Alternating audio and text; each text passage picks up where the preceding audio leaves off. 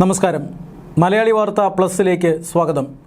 American president Donald ട്രംപും Israel പ്രധാനമന്ത്രി Benjamin നെതന്യാഹുവും തമ്മിൽ ഉടൻ കൂടിക്കാഴ്ച നടത്തും. നാറ്റോ ഉച്ചകോടിക്ക് ശേഷം ട്രംപ് തിരിച്ചെത്തിയതിന് ശേഷമായിരിക്കും കൂടിക്കാഴ്ച. ജൂലൈ 7-നോ 8-നോ കൂടിക്കാഴ്ച നടക്കുമെന്നാണ് സൂചന. കഴിഞ്ഞ ഫെബ്രുവരി മാസത്തിലാണ് സമാനമായൊരു കൂടിക്കാഴ്ച ഡൊണാൾഡ് ട്രംപും നെതന്യാഹുവും തമ്മിൽ നടന്നത്. അന്ന് നെതന്യാഹുവിൻ്റെ കയ്യിൽ ഒരു പ്ലാൻ അടങ്ങിയ ഫയലുണ്ടായിരുന്നു. ആ പ്ലാനിൽ ഇറാനെ ആക്രമിക്കുന്നതിനെക്കുറിച്ചുള്ള തന്ത്രങ്ങളായിരുന്നു.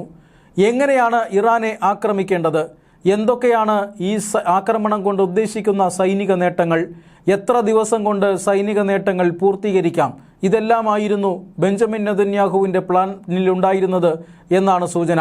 അതിനുശേഷം തൊട്ടു പിന്നാലെ ഇസ്രായേലും അമേരിക്കയും സംയുക്തമായി ഇറാനെ ആക്രമിച്ചു. ഫെബ്രുവരി 28-നാണ് ആക്രമണം ആരംഭിച്ചത്. ആ ആക്രമണം ഏതാനും ആഴ്ചകൾ പിന്നിട്ടു. 5 ആഴ്ച യുദ്ധം ചെയ്യേണ്ടി വരുമെന്നാണ് അന്ന് ഡൊണാൾഡ് ട്രംപ് പറഞ്ഞത്. 5-6 ആഴ്ചകൾക്ക് ശേഷം അമേരിക്ക വെടിനിർത്തൽ പ്രഖ്യാപിച്ചു. സൈനിക ലക്ഷ്യങ്ങൾ നേടിയോ എന്ന് ചോദിച്ചാൽ ഇല്ല എന്ന് പറയേണ്ടി വരും. ഇറാനിൽ വ്യാപകമായ നാശനഷ്ടമുണ്ടാക്കാൻ ആക്രമണങ്ങൾക്ക് സാധിച്ചു.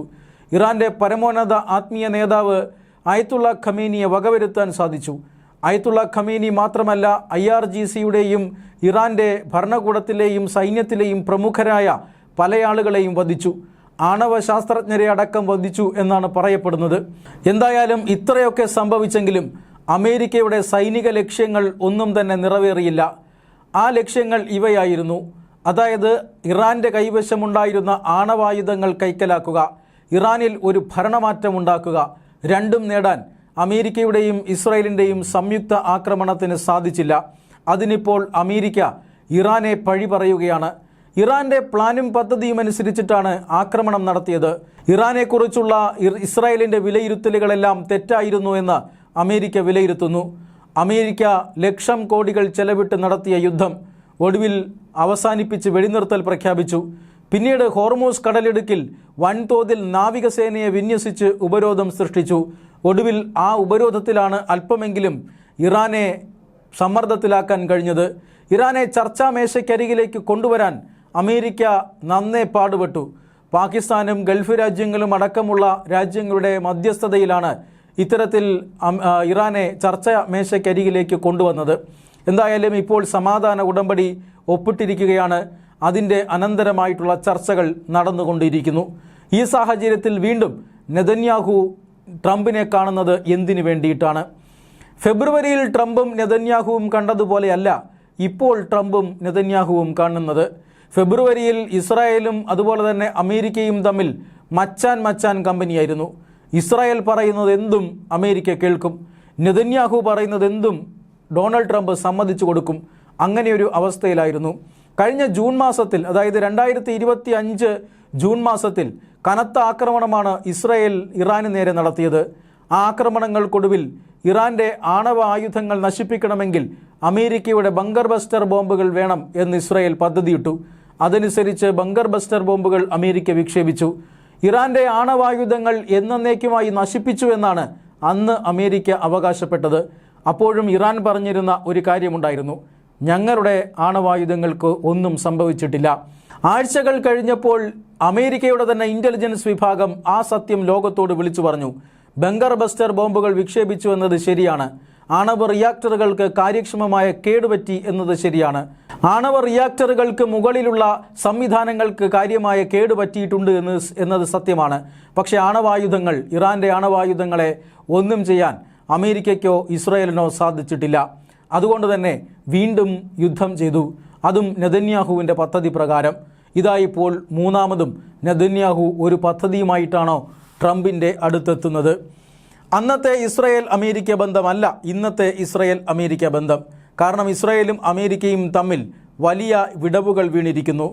അമേരിക്ക ഒരിക്കലും തങ്ങളുടെ ബോസ് അല്ല എന്ന് ഇസ്രായേൽ പറഞ്ഞു കഴിഞ്ഞിരിക്കുന്നു. ആരാണ് ബോസ് എന്ന് ഇസ്രായേലിന് നന്നായി അറിയാമെന്ന് അമേരിക്കൻ പ്രസിഡന്റും പറഞ്ഞു കഴിഞ്ഞിരിക്കുന്നു. മാത്രമല്ല, ലെബനനിൽ വെടിനിർത്തണമെന്ന് അമേരിക്ക നിരന്തരം ആവശ്യപ്പെടുന്നുണ്ട്. അത് ഇസ്രായേൽ ചെയ്യാൻ തയ്യാറല്ല.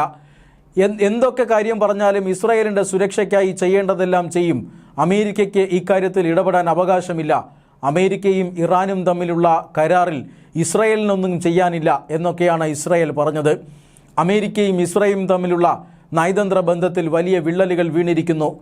അമേരിക്കയ്ക്ക് ഇസ്രായേലിൻ്റെ വാക്ക് കേട്ട് എടുത്തു ചാടിപ്പോയ ഒരു രാജ്യത്തിൻ്റെ അവസ്ഥയാണ്. അതായത് അയത്തുള്ള ഖമീനിയെ വകവരുത്തി ഇറാൻ്റെ നഗരങ്ങളെല്ലാം തവിട് പൊടിയാക്കി.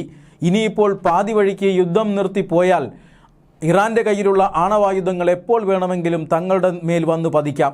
ഇതാണ് അമേരിക്കയുടെ ആശങ്ക. എന്തായാലും യുദ്ധത്തിനിറങ്ങി ഇനി ആണവായുധം കൊണ്ട് കരയിൽ കയറാമെന്നാണ് അമേരിക്ക ആഗ്രഹിക്കുന്നത്. പക്ഷേ ആ ആഗ്രഹം നടത്തിക്കൊടുക്കാൻ ഇറാൻ ഒരുക്കമല്ല. കാരണം ഇറാൻ്റെ കയ്യിൽ സമ്പുഷ്ടീകരിച്ച യുറേനിയമുണ്ട്. അത് വൈദ്യുതിയും മറ്റും ഉണ്ടാക്കാനാണ് എന്നാണ് ഇറാൻ പറഞ്ഞിരിക്കുന്നത്.